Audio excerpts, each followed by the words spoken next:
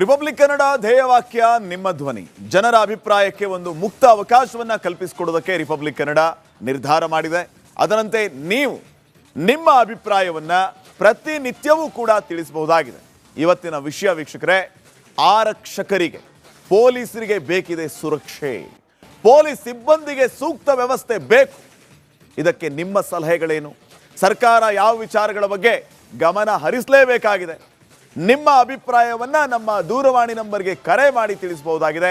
ನಮ್ಮ ಈ ವಾಟ್ಸಪ್ ನಂಬರ್ಗೆ 2 ಲೈನ್ಗಳಲ್ಲಿ ನಿಮ್ಮ ಅಭಿಪ್ರಾಯವನ್ನ ಮೆಸೇಜ್ ಮಾಡಬಹುದಾಗಿದೆ. ಸ್ಕ್ರೀನ್ ಮೇಲೆ ನಂಬರ್ ಹೋಗ್ತಾ ಇದೆ, ನಂಬರ್ ನೋಟ್ ಮಾಡ್ಕೊಳ್ಳಿ, ಮೆಸೇಜ್ ಮಾಡಿ, ಕಾಲ್ ಮಾಡಿ. ಎಕ್ಸ್ ನಲ್ಲಿಯೂ ಕೂಡ ಅಭಿಪ್ರಾಯವನ್ನ ಹಂಚ್ಕೋಬಹುದಾಗಿದೆ. ಇವತ್ತಿನ ವಿಷಯ, ಆರಕ್ಷಕರಿಗೆ ಬೇಕಿದೆ ಸುರಕ್ಷೆ. ಈ ಬಗ್ಗೆ ನಿಮ್ಮ ಸಲಹೆಗಳೇನು? ಸರ್ಕಾರ ಯಾವ ವಿಚಾರಗಳ ಬಗ್ಗೆ ಗಮನ ಹರಿಸಲೇಬೇಕು? ಈ ಬಗ್ಗೆ ನಿಮ್ಮ ಅಭಿಪ್ರಾಯವನ್ನು ಹಂಚಿಕೊಳ್ಳಿ, ತಡ ಮಾಡಬೇಡಿ.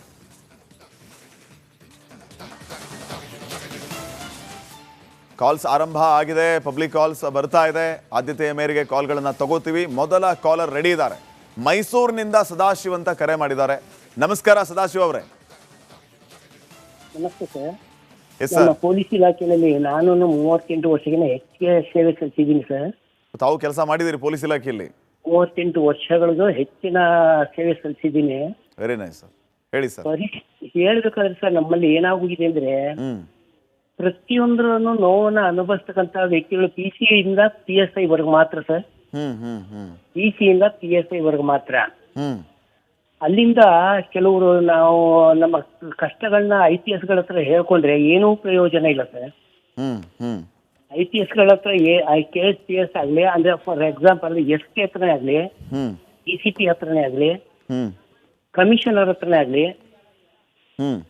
ಈ IPS ಮತ್ತೆ KSPS ಗಳಿಂದ ಯಾವುದೇ ಕಿಂಚಿತ್ತೂ ಸಿಬ್ಬಂದಿಗೆ 1% ಹೆಲ್ಪ್ ಆಗಲ್ಲ ಸರ್. ಅದೇ ತೊಂದರೆ ಕೊಡ್ಲಿಕ್ಕೆ ಬೇಕಾದ್ರೆ ಇವ್ರುಗಳೆಲ್ಲ ಒಗ್ಗೂಡ್ತಾರೆ. ಸಿಬ್ಬಂದಿಗೆ ಯಾವುದೇ ರೀತಿಯಿಂದ ಇಲ್ಲ ಸರ್. ನೀವೇ ಲಾಸ್ಟ್ ಟೈಮ್ ಸರ್ 2013-14ರಲ್ಲಿ ಇದೇ ಪರಮೇಶ್ವರ್ ಅವರು ಹೋಮ್ ಮಿನಿಸ್ಟರ್ ಇದ್ರು. ಏನ್ ಸ್ಟಾರ್ಟಿಂಗ್ ಅಲ್ಲಿ ಇವರೆಲ್ಲ ಮಾಡ್ತಕ್ಕಂಥ ಕರ್ತವ್ಯ ನೋಡ್ಬಿಟ್ಟು ನಮ್ಗೆಲ್ಲ ತುಂಬಾ ಖುಷಿ ಆಯ್ತು ಸರ್. ನಮ್ಮ ಪೊಲೀಸ್ ಸಿಬ್ಬಂದಿಗೆ ಅವರು ಪೊಲೀಸ್ ಕ್ವಾರ್ಟರ್ಸ್ಗೆ ಹೋಗಿದ್ದೇನೋ, ಬ್ಯಾಂಗ್ಳೂರ್ನಲ್ಲಿ CR ಕ್ವಾರ್ಟರ್ಸ್ಗೆ ಹೋಗಿದ್ದೇನೋ, ಅಲ್ಲಿ ಕಷ್ಟ ಸುಖ ವಿಚಾರಿಸಿದ್ದೇನೋ, ಏನು ಎಲ್ಲವೂ ಒಳ್ಳೇದಾಗೋಗುತ್ತೆ, ಒಳ್ಳೇದು ಮಾಡ್ಬಿಡ್ತಾರೆ ಅನ್ನೋ ನಂಬಿಕೆ ಇತ್ತು. ಮತ್ತೆ ಅಲ್ಲಿಂದ ಬಂದ್ಬಿಟ್ಟು ಪೊಲೀಸ್ ಸಿಬ್ಬಂದಿಗೆ ಒಂದು ಬಂಪರ್ ಕೊಡುಗೆ ಅಂದ್ಬಿಟ್ಟು ಕೊಟ್ಟರು ಸರ್. 28%, 35% ಕೊಡ್ತೀನಿ ಅಂದ್ಬಿಟ್ಟು ಡ್ರಾಮಾ ಮಾಡ್ಕೊಂಡೇ ಕಾಲ ಕಳೆದ್ಬಿಟ್ರು ಸರ್.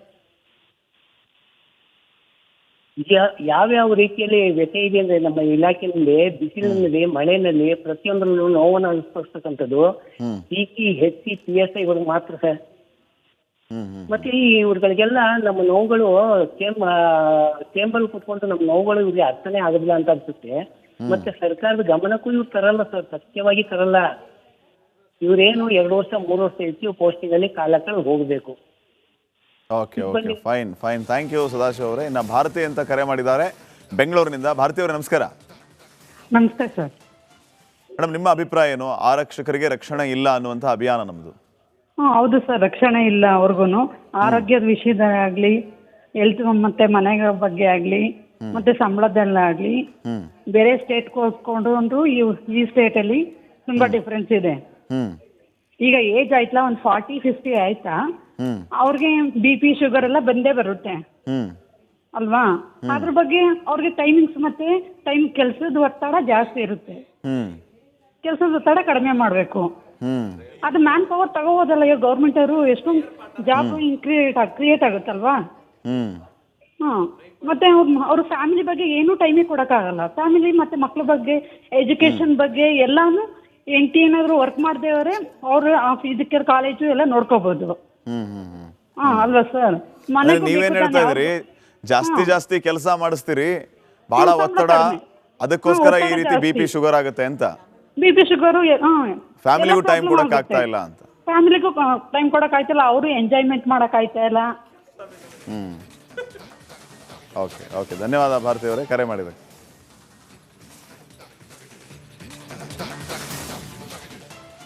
ಇನ್ನು ಪೊಲೀಸರಿಗೆ ಏನೆಲ್ಲ ತೊಂದರೆ ಆಗ್ತಾ ಇದೆ, ಪೊಲೀಸರ ಬಗ್ಗೆ ಯಾಕೆ ಕಾಳಜಿ ಇಲ್ಲ ಅನ್ನುವಂತಹ ಪ್ರಶ್ನೆಯ ಬಗ್ಗೆ ಸಾಕಷ್ಟು ಸಂಖ್ಯೆಯಲ್ಲಿ ಕರೆಗಳು ಬರ್ತಾ ಇದೆ. ತಮ್ಮ ಅಭಿಪ್ರಾಯವನ್ನು ತಿಳಿಸ್ತಾ ಇದ್ದಾರೆ. ಮುಂದಿನ ಭಾಗ ಮತ್ತೆ ಏನೆಲ್ಲ ಸಮಸ್ಯೆಗಳಾಗ್ತಾ ಇದೆ ಅನ್ನೋದನ್ನು ನಾವು ನೋಡ್ತಾ ಹೋದರೆ, ಪೊಲೀಸರಲ್ಲಿ ಏನೆಲ್ಲ ತೊಂದರೆಗಳಾಗ್ತಾ ಇದೆ ಅನ್ನೋದನ್ನು ಈಗ ನೋಡ್ತಾ ಹೋಗೋಣ. ಅತಿಯಾದ ಬಳಕೆಯಿಂದ ಪೊಲೀಸರಿಗೆ ಕಾಯಿಲೆಯ ಕಾಟ ಆಗ್ತಾ ಇದೆ. ಇನ್ನ ಪೊಲೀಸರು ಆರೋಗ್ಯದ ಬಗ್ಗೆ ನಿಗಾ ವಹಿಸಬೇಕು. ಪೊಲೀಸರಲ್ಲಿ ಮೂಳೆ ನರಗಳ ಸಮಸ್ಯೆ ಹೆಚ್ಚಾಗ್ತಾ ಇದೆ. ಇದರ ಜೊತೆಗೆ ಧೂಳು ಹೊಗೆ ಸೇವನೆಯಿಂದ ಶ್ವಾಸಕೋಶಕ್ಕೆ ಅಪಾಯ ಎದುರಾಗ್ತಾ ಇದೆ. ಗಂಟೆಗಟ್ಟಲೆ ನಿಲ್ಲೋದ್ರಿಂದ ಮೂಳೆಗಳ ಸವೆತ, ಗಂಟೆಗಟ್ಟಲೆ ನಿಲ್ಲಬೇಕು ಅವರು, ಅದರಿಂದ ಇಷ್ಟೆಲ್ಲ ತೊಂದರೆ ಆಗ್ತಾ ಇದೆ. ಸೊಂಟ ಹಾಗೂ ಕಾಲಿನ ಜಾಯಿಂಟ್ಗಳ ನೋವು ಕಾಣಿಸ್ಕೊಳ್ತಾ ಇದೆ. ಇದರ ಜೊತೆಗೆ ಹಲವು ತೊಂದರೆಗಳು. ಕಾಲಿನ ನರದಲ್ಲಿ ಗಂಟು ಅಲ್ಸರ್ ಆಗುವಂತಹ ಸಾಧ್ಯತೆಗಳು ಕೂಡ ಇದೆ ಪೊಲೀಸರಿಗೆ. ಸಮರ್ಪಕವಾಗಿ ನೀರು ಕುಡಿಯಲಾಗದೆ ಕಿಡ್ನಿ ಸಮಸ್ಯೆ ಕೂಡ ಎದುರಾಗ್ತಾ ಇದೆ ಪೊಲೀಸರಿಗೆ. ಮೂತ್ರ ವಿಸರ್ಜನೆಗೆ ಸ್ಥಳ ಇಲ್ಲ, ಮೂತ್ರಪಿಂಡಕ್ಕೆ ಹಾನಿಯಾಗುವಂತಹ ಕೆಲಸಗಳಾಗ್ತಾ ಇದೆ. ನಿಮಗೆಲ್ಲ ಕಣ್ಣೆದುರುಗಡೆ ನೋಡ್ತಾ ಇರ್ತೀರಿ ನೀವು. ಅವರು ಎಲ್ಲೆಲ್ಲಿ ಕೆಲಸ ಮಾಡ್ತಿರ್ತಾರೆ, ಎಲ್ಲೆಲ್ಲಿ ಅವ್ರನ್ನ ಡಿಪ್ಲಾಯ್ ಮಾಡ್ತಾರೆ, ಅಲ್ಲಿ ಏನು ವ್ಯವಸ್ಥೆ ಇರುತ್ತೆ. ಪೊಲೀಸ್ ಸಿಬ್ಬಂದಿಗೆ ಕಿಡ್ನಿಯಲ್ಲಿ ಸ್ಟೋನ್ ಆಗುವ ಸಾಧ್ಯತೆ, ಹೀಗೆ ಹತ್ತು ಲಿಸ್ಟ್ ದೊಡ್ಡದಾಗ್ತಾನೆ ಹೋಗುತ್ತೆ. ಇದು ಇಷ್ಟೆಲ್ಲ ತೊಂದರೆ ಆಗ್ತಾ ಇದೆ ಪೊಲೀಸರಿಗೆ. ಅವರಿಗೆ ರಕ್ಷಣೆ ಬೇಕಲ್ವಾ, ಆರೋಗ್ಯದ ಗ್ಯಾರಂಟಿ ಬೇಕಲ್ವಾ. ಒಬ್ಬ ಕಾಲರ್ ರೆಡಿ ಇದ್ದಾರೆ. ಅನಿಲ್ ಅವರೇ ನಮಸ್ಕಾರ. ಸರ್ ನಮಸ್ತೆ.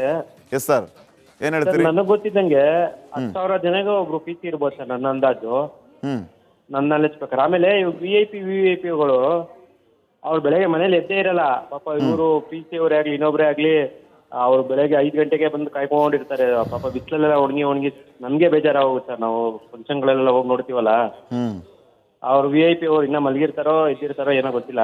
ತುಂಬಾ ಅದೆಲ್ಲ ಸಿಕ್ಕಾಪಟ್ಟೆ ಟಾರ್ಚರ್ ಇದೆ ಸರ್ ಅವ್ರಿಗೆಲ್ಲ. ಹೋಮ್ ಗಾರ್ಡ್ಸು ಅಷ್ಟೇ, ಹೋಮ್ ಗಾರ್ಡ್ಸು ತುಂಬಾ ಟಾರ್ಚರ್ ಇದೆ. ಯಾಕಂದ್ರೆ ಈ ಜನಸಂಖ್ಯೆ ಎಷ್ಟಿದೆ, ಪೊಲೀಸರು ಎಷ್ಟಿದ್ದಾರೆ ನೀವೇ ಇದ್ ಮಾಡಿ ಸರ್, ಟ್ಯಾಲಿ ಮಾಡಿ ಸರ್, ನಿಮ್ಗೆ ಗೊತ್ತಾಗುತ್ತೆ. ಇವಾಗ 10,000 ಜನಕ್ಕೆ ಒಬ್ಬ ಪೊಲೀಸ್ ಇದ್ರೆ ಏನ್ ಮಾಡ್ತಾರೆ ಸರ್? 10 ಕಳ್ಳ ಒಬ್ರು ಪಿ ಸಿ ಮೇಲೆ ಅಟ್ಯಾಕ್ ಮಾಡಿದ್ರೆ ಒಬ್ರು ಪಿ ಸಿ ಏನ್ ಮಾಡಕ್, ಏನ್ ವೆಪನ್ ಇದೆ ಅವ್ರ ಒಬ್ರು ಪಿ ಸಿ ಹತ್ರ? ಏನ್ ಮಾಡಕ್ಕಾಗುತ್ತೆ ಸರ್? ಅವ್ರ ಹತ್ರ ಎಲ್ಲ ವೆಪನ್ ಅದು ಇದು ಇರುತ್ತೆ. ಪಿ ಸಿ ಅವ್ರಿಗೆ ಏನೋ ಒಂದು ಇದು ಲಾಠಿ ಕೊಟ್ಟಿರ್ತಾರೆ ಅಷ್ಟೇ, ಮತ್ ಬಿಟ್ರೆ ಇನ್ನೇನ್ ಸೆಕ್ಯೂರಿಟಿ ಇದೆ ಅವ್ರಿಗೆ? ಅದಕ್ಕೆ ತುಂಬಾ ಕೆಳಮಟ್ಟದಿಂದ ಇಂಪ್ರೂವ್ಮೆಂಟ್ ಮಾಡ್ಬೇಕು ಸರ್ ಇವರು. Okay okay fine, thank you Anil Kumar ಅವರೇ. ಫೋನ್ ಮಾಡಿ ನಿಮ್ಮ ಅಭಿಪ್ರಾಯ ತಿಳಿಸಿದ್ದಕ್ಕೆ, ಕರೆ ಮಾಡಿದ ಎಲ್ಲರಿಗೂ ಕೂಡ ಧನ್ಯವಾದಗಳು. ರಿಪಬ್ಲಿಕ್ ಕನ್ನಡ ಧ್ಯೇಯವಾಕ್ಯ ನಿಮ್ಮ ಧ್ವನಿ. ಜನರ ಅಭಿಪ್ರಾಯಕ್ಕೆ ಒಂದು ಮುಕ್ತ ಅವಕಾಶವನ್ನ ಕಲ್ಪಿಸಿಕೊಡೋದಕ್ಕೆ ರಿಪಬ್ಲಿಕ್ ಕನ್ನಡ ನಿರ್ಧಾರ ಮಾಡಿದೆ. ಅದರಂತೆ ನೀವು ನಿಮ್ಮ ಅಭಿಪ್ರಾಯವನ್ನ ಪ್ರತಿನಿತ್ಯವೂ ಕೂಡ ತಿಳಿಸಬಹುದಾಗಿದೆ. ಇವತ್ತಿನ ವಿಷಯ ವೀಕ್ಷಕರೇ, ಆರಕ್ಷಕರಿಗೆ, ಪೊಲೀಸರಿಗೆ ಬೇಕಿದೆ ಸುರಕ್ಷೆ, ಪೊಲೀಸ್ ಸಿಬ್ಬಂದಿಗೆ ಸೂಕ್ತ ವ್ಯವಸ್ಥೆ ಬೇಕು. ಇದಕ್ಕೆ ನಿಮ್ಮ ಸಲಹೆಗಳೇನು? ಸರ್ಕಾರ ಯಾವ ವಿಚಾರಗಳ ಬಗ್ಗೆ ಗಮನ ಹರಿಸಲೇಬೇಕಾಗಿದೆ? ನಿಮ್ಮ ಅಭಿಪ್ರಾಯವನ್ನ ನಮ್ಮ ದೂರವಾಣಿ ನಂಬರ್ಗೆ ಕರೆ ಮಾಡಿ ತಿಳಿಸಬಹುದಾಗಿದೆ. ನಮ್ಮ ಈ ವಾಟ್ಸಪ್ ನಂಬರ್ಗೆ 2 ಲೈನ್ಗಳಲ್ಲಿ ನಿಮ್ಮ ಅಭಿಪ್ರಾಯವನ್ನ ಮೆಸೇಜ್ ಮಾಡಬಹುದಾಗಿದೆ. ಸ್ಕ್ರೀನ್ ಮೇಲೆ ನಂಬರ್ ಹೋಗ್ತಾ ಇದೆ, ನಂಬರ್ ನೋಟ್ ಮಾಡ್ಕೊಳ್ಳಿ, ಮೆಸೇಜ್ ಮಾಡಿ, ಕಾಲ್ ಮಾಡಿ. ಎಕ್ಸ್ನಲ್ಲಿಯೂ ಕೂಡ ಅಭಿಪ್ರಾಯವನ್ನ ಹಂಚ್ಕೋಬಹುದಾಗಿದೆ. ಇವತ್ತಿನ ವಿಷಯ, ಆರಕ್ಷಕರಿಗೆ ಬೇಕಿದೆ ಸುರಕ್ಷೆ. ಈ ಬಗ್ಗೆ ನಿಮ್ಮ ಸಲಹೆಗಳೇನು? ಸರ್ಕಾರ ಯಾವ ವಿಚಾರಗಳ ಬಗ್ಗೆ ಗಮನ ಹರಿಸಲೇಬೇಕು? ಈ ಬಗ್ಗೆ ನಿಮ್ಮ ಅಭಿಪ್ರಾಯವನ್ನು ಹಂಚಿಕೊಳ್ಳಿ, ತಡ ಮಾಡಬೇಡಿ.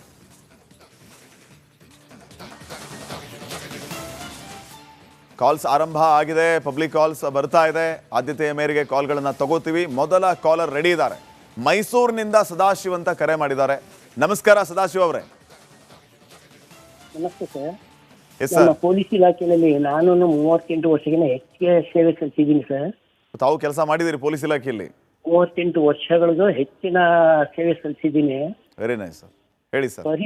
ಹೇಳ್ಬೇಕಾದ್ರೆ ಸರ್, ನಮ್ಮಲ್ಲಿ ಏನಾಗಿದೆ ಅಂದ್ರೆ ಪ್ರತಿಯೊಂದರನ್ನು ನೋವನ್ನ ಅನುಭವಿಸ್ತಕ್ಕಂತ ವ್ಯಕ್ತಿಗಳು PC ಇಂದ PSI ವರ್ಗ ಮಾತ್ರ ಸರ್. PC ಇಂದ PSI ವರ್ಗ ಮಾತ್ರ. ಅಲ್ಲಿಂದ ಕೆಲವರು ನಾವು ನಮ್ಮ ಕಷ್ಟಗಳನ್ನ IPSಗಳ ಹತ್ರ ಹೇಳ್ಕೊಂಡ್ರೆ ಏನೂ ಪ್ರಯೋಜನ ಇಲ್ಲ ಸರ್. IPSಗಳ ಹತ್ರ KSPS ಆಗ್ಲಿ, ಅಂದ್ರೆ ಫಾರ್ ಎಕ್ಸಾಂಪಲ್ SK ಹತ್ರನೇ ಆಗ್ಲಿ, DCP ಹತ್ರನೇ ಆಗ್ಲಿ, ಕಮಿಷನರ್ ಹತ್ರನೇ ಆಗ್ಲಿ, ಈ IPS ಮತ್ತೆ KSPS ಗಳಿಂದ ಯಾವುದೇ ಕಿಂಚಿತ್ತೂ ಸಿಬ್ಬಂದಿಗೆ 1% ಹೆಲ್ಪ್ ಆಗಲ್ಲ ಸರ್. ಅದೇ ತೊಂದರೆ ಕೊಡ್ಲಿಕ್ಕೆ ಬೇಕಾದ್ರೆ ಇವುಗಳೆಲ್ಲ ಒಗ್ಗೂಡ್ತಾರೆ. ಸಿಬ್ಬಂದಿಗೆ ಯಾವುದೇ ರೀತಿಯಿಂದ ಇಲ್ಲ ಸರ್. ನೀವೇ ಲಾಸ್ಟ್ ಟೈಮ್ ಸರ್ 2013-14ರಲ್ಲಿ ಇದೇ ಪರಮೇಶ್ವರ್ ಅವರು ಹೋಮ್ ಮಿನಿಸ್ಟರ್ ಇದ್ರು. ಏನ್ ಸ್ಟಾರ್ಟಿಂಗ್ ಅಲ್ಲಿ ಇವರೆಲ್ಲ ಮಾಡ್ತಕ್ಕಂಥ ಕರ್ತವ್ಯ ನೋಡ್ಬಿಟ್ಟು ನಮ್ಗೆಲ್ಲ ತುಂಬಾ ಖುಷಿ ಆಯ್ತು ಸರ್. ನಮ್ಮ ಪೊಲೀಸ್ ಸಿಬ್ಬಂದಿಗೆ ಹ್ಮ್ ಅವರು ಪೊಲೀಸ್ ಕ್ವಾರ್ಟರ್ಸ್ಗೆ ಹೋಗಿದ್ದೇನೋ, ಬ್ಯಾಂಗ್ಳೂರ್ನಲ್ಲಿ CR ಕ್ವಾರ್ಟರ್ಸ್ಗೆ ಹೋಗಿದ್ದೇನೋ, ಅಲ್ಲಿ ಕಷ್ಟ ಸುಖ ವಿಚಾರಿಸಿದ್ದೇನೋ, ಏನು ಎಲ್ಲವೂ ಒಳ್ಳೇದಾಗೋಗುತ್ತೆ, ಒಳ್ಳೇದು ಮಾಡ್ಬಿಡ್ತಾರೆ ಅನ್ನೋ ನಂಬಿಕೆ ಇತ್ತು. ಮತ್ತೆ ಅಲ್ಲಿಂದ ಬಂದ್ಬಿಟ್ಟು ಪೊಲೀಸ್ ಸಿಬ್ಬಂದಿಗೆ ಒಂದು ಬಂಪರ್ ಕೊಡುಗೆ ಅಂದ್ಬಿಟ್ಟು ಕೊಟ್ಟರು ಸರ್. 28%, 35% ಕೊಡ್ತೀನಿ ಅಂದ್ಬಿಟ್ಟು ಡ್ರಾಮಾ ಮಾಡ್ಕೊಂಡೇ ಕಾಲ ಕಳೆದ್ಬಿಟ್ರು ಸರ್. ಯಾವ್ಯಾವ ರೀತಿಯಲ್ಲಿ ವ್ಯತ್ಯಯ ಇದೆ ಅಂದ್ರೆ ನಮ್ಮ ಇಲಾಖೆಯಲ್ಲಿ ಬಿಸಿಲಿನಲ್ಲಿ, ಮಳೆನಲ್ಲಿ ಪ್ರತಿಯೊಂದರಲ್ಲೂ ನೋವನ್ನು ಅನುಭವಿಸ್ತಕ್ಕಂಥದ್ದು CP, HC, PSIಗಳು ಮಾತ್ರ ಸರ್. ಮತ್ತೆ ಇವ್ರುಗಳಿಗೆಲ್ಲ ನಮ್ಮ ನೋವುಗಳು ಚೇಂಬರ್ ಕೂತ್ಕೊಂಡು ನಮ್ಮ ನೋವುಗಳು ಇವ್ರಿಗೆ ಅರ್ಥನೇ ಆಗೋದಿಲ್ಲ ಅಂತ ಅನ್ಸುತ್ತೆ. ಮತ್ತೆ ಸರ್ಕಾರದ ಗಮನಕ್ಕೂ ಇವ್ರು ತರಲ್ಲ ಸರ್, ಸತ್ಯವಾಗಿ ತರಲ್ಲ. ಇವ್ರೇನು 2 ವರ್ಷ 3 ವರ್ಷ ಹೆಚ್ಚು ಪೋಸ್ಟಿಂಗ್ ಅಲ್ಲಿ ಕಾಲಕ್ಕೆ ಹೋಗಬೇಕು. Okay okay fine fine, thank you Sadashiva ಅವರೇ. ಇನ್ನು ಭಾರತಿ ಅಂತ ಕರೆ ಮಾಡಿದ್ದಾರೆ ಬೆಂಗಳೂರಿನಿಂದ. ಭಾರತಿ ಅವರೇ ನಮಸ್ಕಾರ. ನಮಸ್ತೆ ಸರ್. ಮೇಡಮ್, ನಿಮ್ಮ ಅಭಿಪ್ರಾಯ ಏನು? ಆರಕ್ಷಕರಿಗೆ ರಕ್ಷಣೆ ಇಲ್ಲ ಅನ್ನುವಂಥ ಅಭಿಯಾನ ನಮ್ಮದು. ಹೌದು ಸರ್, ರಕ್ಷಣೆ ಇಲ್ಲ ಅವ್ರಿಗೂ. ಆರೋಗ್ಯದ ವಿಷಯದಾಗಲಿ, ಹೆಲ್ತ್ ಮತ್ತೆ ಮನೆಗಳ ಬಗ್ಗೆ ಆಗಲಿ, ಮತ್ತೆ ಸಂಬಳದಲ್ಲ ಆಗಲಿ, ಬೇರೆ ಸ್ಟೇಟ್ ಹೋಲಿಸ್ಕೊಂಡು ಈ ಸ್ಟೇಟಲ್ಲಿ ತುಂಬಾ ಡಿಫ್ರೆನ್ಸ್ ಇದೆ. ಈಗ ಏಜ್ ಆಯ್ತಲ್ಲ, ಒಂದು 40-50 ಆಯ್ತಾ, ಅವ್ರಿಗೆ BP, ಶುಗರ್ ಎಲ್ಲ ಬಂದೇ ಬರುತ್ತೆ ಅಲ್ವಾ? ಅದ್ರ ಬಗ್ಗೆ ಅವ್ರಿಗೆ ಟೈಮಿಂಗ್ಸ್ ಮತ್ತೆ ಕೆಲಸದ ಒತ್ತಡ ಜಾಸ್ತಿ ಇರುತ್ತೆ. ಕೆಲಸದ ಒತ್ತಡ ಕಡಿಮೆ ಮಾಡಬೇಕು. ಅದು ಮ್ಯಾನ್ ಪವರ್ ತಗೋಬೋದಲ್ಲ. ಈಗ ಗೌರ್ಮೆಂಟ್ ಅವರು ಎಷ್ಟೊಂದು ಜಾಬ್ ಕ್ರಿಯೇಟ್ ಆಗುತ್ತಲ್ವಾ? ಮತ್ತೆ ಅವ್ರ ಫ್ಯಾಮಿಲಿ ಬಗ್ಗೆ ಏನೂ ಟೈಮಿಗೆ ಕೊಡೋಕ್ಕಾಗಲ್ಲ. ಫ್ಯಾಮಿಲಿ ಮತ್ತೆ ಮಕ್ಳ ಬಗ್ಗೆ, ಎಜುಕೇಶನ್ ಬಗ್ಗೆ ಎಲ್ಲಾನು ಏನಾದ್ರು ವರ್ಕ್ ಮಾಡ್ದೇವ್ರೆ ಅವ್ರು ಫಿಸಿಕಲ್ ಕಾಲೇಜು ಎಲ್ಲ ನೋಡ್ಕೋಬಹುದು. ಅಲ್ವಾ ಸರ್? ನೀವೇನ್ ಹೇಳ್ತಾ ಇದ್ರಿ? ಜಾಸ್ತಿ ಕೆಲಸ ಮಾಡಿಸ್ತೀರಿ, ಬಹಳ ಒತ್ತಡ, ಅದಕ್ಕೋಸ್ಕರ ಈ ರೀತಿ BP, ಶುಗರ್ ಆಗುತ್ತೆ ಅಂತ. BP, ಶುಗರು ಫ್ಯಾಮಿಲಿಗೂ ಟೈಮ್ ಕೊಡಕ್ ಆಗ್ತಾ ಇಲ್ಲ ಅಂತ. ಫ್ಯಾಮಿಲಿಗೂ ಟೈಮ್ ಕೊಡಕ್ ಆಯ್ತಲ್ಲ, ಅವರು ಎಂಜಾಯ್ಮೆಂಟ್ ಮಾಡಕ್ ಆಯ್ತಾ ಇಲ್ಲ. ಓಕೆ ಓಕೆ, ಧನ್ಯವಾದ ಭಾರತಿ ಅವರೇ ಕರೆ ಮಾಡಿದ್ದಕ್ಕೆ.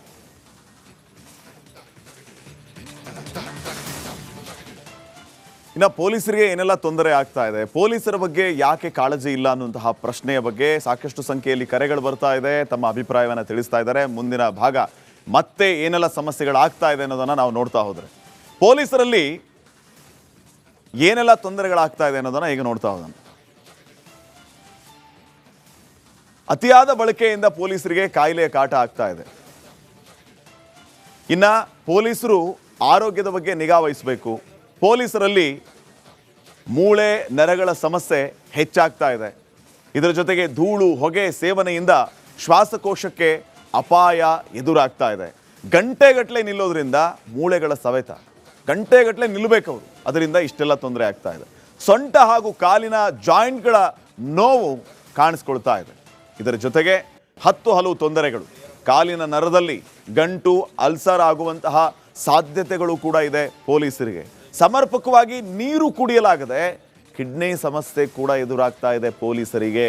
ಮೂತ್ರ ವಿಸರ್ಜನೆಗೆ ಸ್ಥಳ ಇಲ್ಲ, ಮೂತ್ರಪಿಂಡಕ್ಕೆ ಹಾನಿಯಾಗುವಂತಹ ಕೆಲಸಗಳಾಗ್ತಾ ಇದೆ. ನಿಮಗೆಲ್ಲ ಕಣ್ಣೆದುರುಗಡೆ ನೋಡ್ತಾ ಇರ್ತೀರಿ ನೀವು. ಅವರು ಎಲ್ಲೆಲ್ಲಿ ಕೆಲಸ ಮಾಡ್ತಿರ್ತಾರೆ, ಎಲ್ಲೆಲ್ಲಿ ಅವ್ರನ್ನ ಡಿಪ್ಲಾಯ್ ಮಾಡ್ತಾರೆ, ಅಲ್ಲಿ ಏನು ವ್ಯವಸ್ಥೆ ಇರುತ್ತೆ. ಪೊಲೀಸ್ ಸಿಬ್ಬಂದಿಗೆ ಕಿಡ್ನಿಯಲ್ಲಿ ಸ್ಟೋನ್ ಆಗುವ ಸಾಧ್ಯತೆ, ಹೀಗೆ ಹಲವು ಲಿಸ್ಟ್ ದೊಡ್ಡದಾಗ್ತಾನೆ ಹೋಗುತ್ತೆ. ಇದು ಇಷ್ಟೆಲ್ಲ ತೊಂದರೆ ಆಗ್ತಾ ಇದೆ ಪೊಲೀಸರಿಗೆ. ಅವರಿಗೆ ರಕ್ಷಣೆ ಬೇಕಲ್ವಾ? ಆರೋಗ್ಯದ ಗ್ಯಾರಂಟಿ ಬೇಕಲ್ವಾ? ಒಬ್ಬ ಕಾಲರ್ ರೆಡಿ ಇದ್ದಾರೆ. ಅನಿಲ್ ಅವರೇ ನಮಸ್ಕಾರ. ಸರ್ ನಮಸ್ತೆ. ಎಸ್ ಸರ್, ಏನ್ ಹೇಳ್ತೀರಿ? ನನಗೆ ಗೊತ್ತಿದ್ದಂಗೆ 10,000 ಜನಗೆ ಒಬ್ರು PC ಇರ್ಬೋದು ಸರ್, ನನ್ನ ಅಂದಾಜು, ನನ್ನ ನಾಲೆಜ್ ಪ್ರಕಾರ. ಆಮೇಲೆ VIP-ಗಳು ಅವ್ರು ಬೆಳಗ್ಗೆ ಮನೇಲಿ ಎದ್ದೇ ಇರಲ್ಲ ಪಾಪ. ಇವರು PC ಅವರೇ ಆಗ್ಲಿ ಇನ್ನೊಬ್ರೇ ಆಗ್ಲಿ, ಅವ್ರು ಬೆಳಗ್ಗೆ 5 ಗಂಟೆಗೆ ಬಂದು ಕಾಯ್ಕೊಂಡಿರ್ತಾರೆ ಪಾಪ. ಬಿಸಿಲೆಲ್ಲ ಒಣಗಿ ನಮ್ಗೆ ಬೇಜಾರಾಗೋಗುತ್ತೆ ಸರ್. ನಾವು ಫಂಕ್ಷನ್ಗಳೆಲ್ಲ ಹೋಗಿ ನೋಡ್ತೀವಲ್ಲ, ಅವ್ರು VIP ಅವ್ರು ಇನ್ನ ಮಲಗಿರ್ತಾರೋ ಎದ್ದಿರ್ತಾರೋ ಏನೋ ಗೊತ್ತಿಲ್ಲ. ತುಂಬಾ ಅದೆಲ್ಲ ಸಿಕ್ಕಾಪಟ್ಟೆ ಟಾರ್ಚರ್ ಇದೆ ಸರ್ ಅವ್ರಿಗೆಲ್ಲ. ಹೋಮ್ ಗಾರ್ಡ್ಸು ಅಷ್ಟೇ, ಹೋಮ್ ಗಾರ್ಡ್ಸು ತುಂಬಾ ಟಾರ್ಚರ್ ಇದೆ. ಯಾಕಂದ್ರೆ ಈ ಜನಸಂಖ್ಯೆ ಎಷ್ಟಿದೆ, ಪೊಲೀಸರು ಎಷ್ಟಿದ್ದಾರೆ ನೀವೇ ಇದ್ ಮಾಡಿ ಸರ್, ಟ್ಯಾಲಿ ಮಾಡಿ ಸರ್, ನಿಮ್ಗೆ ಗೊತ್ತಾಗುತ್ತೆ. ಇವಾಗ 10,000 ಜನಕ್ಕೆ ಒಬ್ಬ ಪೊಲೀಸ್ ಇದ್ರೆ ಏನ್ ಮಾಡ್ತಾರೆ ಸರ್? ಕಳ್ಳ ಒಬ್ರು PC ಮೇಲೆ ಅಟ್ಯಾಕ್ ಮಾಡಿದ್ರೆ ಒಬ್ರು PC ಏನ್ ಮಾಡಕ್, ಏನ್ ವೆಪನ್ ಇದೆ ಅವ್ರ ಒಬ್ರು PC ಹತ್ರ? ಏನ್ ಮಾಡಕ್ಕಾಗುತ್ತೆ ಸರ್? ಅವ್ರ ಹತ್ರ ಎಲ್ಲ ವೆಪನ್ ಅದು ಇದು ಇರುತ್ತೆ. PC ಅವ್ರಿಗೆ ಏನೋ ಒಂದು ಇದು ಲಾಠಿ ಕೊಟ್ಟಿರ್ತಾರೆ ಅಷ್ಟೇ, ಮತ್ ಬಿಟ್ರೆ ಇನ್ನೇನ್ ಸೆಕ್ಯೂರಿಟಿ ಇದೆ ಅವ್ರಿಗೆ? ಅದಕ್ಕೆ ತುಂಬಾ ಕೆಳಮಟ್ಟದಿಂದ ಇಂಪ್ರೂವ್ಮೆಂಟ್ ಮಾಡ್ಬೇಕು ಸರ್ ಇವರು. ಓಕೆ ಓಕೆ, ಫೈನ್, ಥ್ಯಾಂಕ್ ಆಮೇಲೆ ಯು medical ಅನಿಲ್ ಅಲ್ಲಿ- ಕುಮಾರ್ ಅವರೇ, ಫೋನ್ ಮಾಡಿ ನಿಮ್ಮ ಅಭಿಪ್ರಾಯ ತಿಳಿಸಿದ್ದಕ್ಕೆ. ಕರೆ ಮಾಡಿದ ಎಲ್ಲರಿಗೂ ಕೂಡ ಧನ್ಯವಾದಗಳು.